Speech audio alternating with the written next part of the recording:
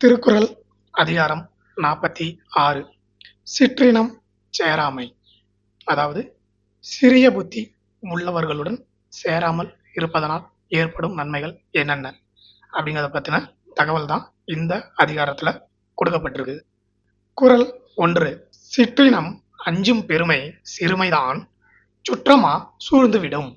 விளக்கம்: அறிவில் பெரியவங்க கீழ்புத்தி உள்ள சின்ன மக்களோட கூட்டத்துல போய் சேரவே மாட்டாங்க. ஆனா சின்ன புத்தி உள்ளவங்களோ எனத்தோட தான் சேரும் அப்படிங்கிறதுக்கு ஏத்த மாதிரி அதே மாதிரி சின்ன புத்தி உள்ள கூட்டத்தோட தான் போய் சேர்ந்துக்குவாங்க. குறள் 2.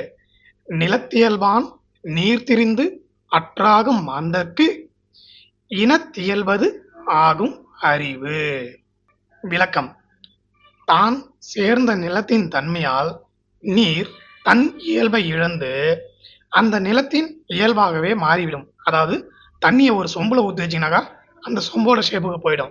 இதே ஒரு சிகப்பு கலர் பாட்டில் ஊற்றி வச்சிங்கனாக்கா சிவப்பு கலர்ல தெரியும். அதாவது தண்ணி எங்க போய் நிற்கிதோ அதுக்கு தகுந்த மாதிரி தன்னை மாற்றி வடிவமைச்சு காட்டும். அது மாதிரி மக்களின் அறிவும் அவங்கவுங்க யார் கூட இருக்கிறாங்க அப்படிங்கிற தன்மையை பொறுத்து கொஞ்சம் கொஞ்சமா அவங்களுடைய தனிமைத்தன்மையான இயல்பும் மாறிவிடும். அவர்கள் சேரும் இடத்தை பொறுத்து இது மாறும்.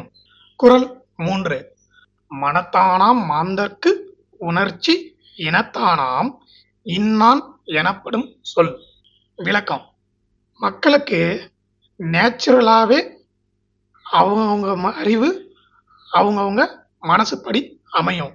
ஆனா ஒருவன் இப்படிப்பட்டவன் தான் அப்படின்னு பெரியவங்க எதை வச்சு சொல்றாங்கனாக்கா அவன் யார் கூட கூட்டணி அமைச்சிருக்கான் அப்படிங்கிறத பொறுத்து தான் பெரியவங்க ஒருத்தன் எப்படி அப்படிங்கிறத சொல்லுவாங்க.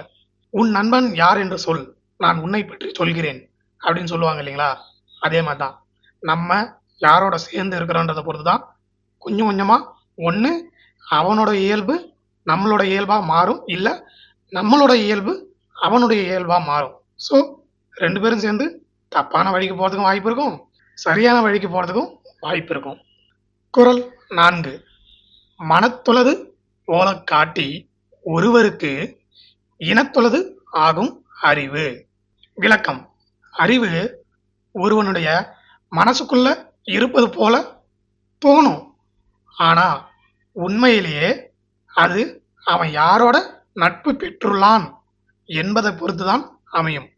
ஒருத்தன் கெட்டவங்க கூட நட்பு பாராட்டுறான்னு வச்சுங்களேன், கண்டிப்பா இவனுடைய மைண்டும் கெட்ட விதத்துல இருக்கிறதுக்கான வாய்ப்புகள் இருக்கும். ஒருத்தன் நல்லவங்க கூட போய் சேர்றாங்கனாக்கா கண்டிப்பா அவனுக்குள்ள நல்ல தன்மை இருக்கிறதுனால தான் அவன் நல்லவங்களோட போய் சேருவான். இதை தான் இந்த குறள்ல ஷார்ட் அண்ட் ஸ்வீட்டா சொல்லியிருக்காங்க. குறள் 5. மனம் தூய்மை செய்வினை தூய்மை இரண்டும் இனம் தூய்மை தூவா வரும். விளக்கம்: ஒருவன் கொண்டுள்ள நட்பு தூய்மையானதாகவும் சுத்தமானதாகவும் இருந்தால்தான் அவனுடைய மனமும் செயலும் தூய்மையானதாக இருக்கும்.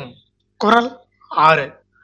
மனந்தூயார்க்கு எச்சம் நன்றாகும் இனந்தூயார்க்கு இல்லை நன்றாகா வினை.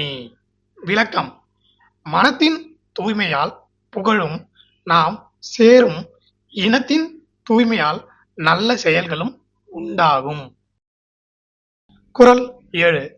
மனநலம் மண்ணுயிர்க்கு ஆக்கம் இனநலம் எல்லா புகழும் தரும்.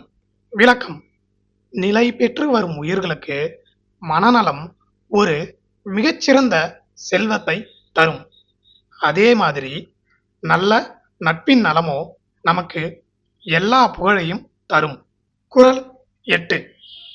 மனநலம் நன்குடையர் ஆயினும் சான்றோருக்கு இனநலம் ஏமாப்பு உடைத்து.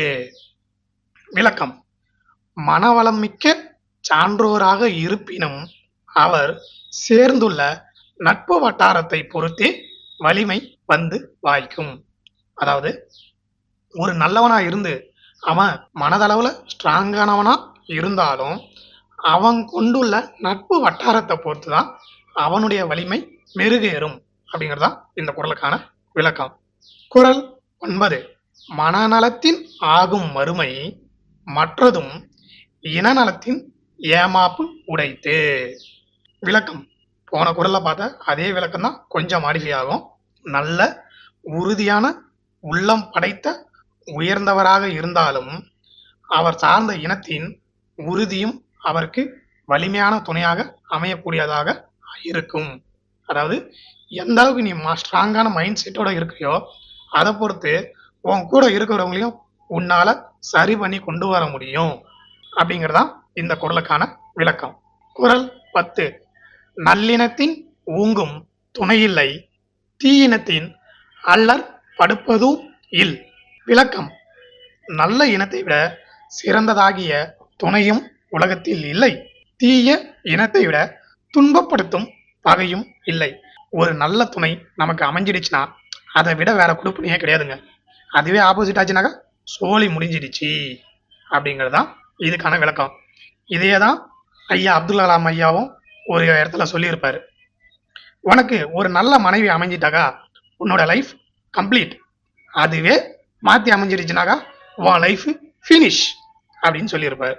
திருக்குறள் அதிகாரம் 46ல் இருக்கிற எல்லா குறளையும் நாம் இந்த வீடியோவில் பார்த்துட்டோம். தொடர்ந்து அனைத்து அதிகாரங்களும் ஒன்றன் பின் ஒன்றாக பதிவிடப்படும். என்றும் அன்புடன் உங்கள் எம்.கே. நன்றி, வணக்கம்.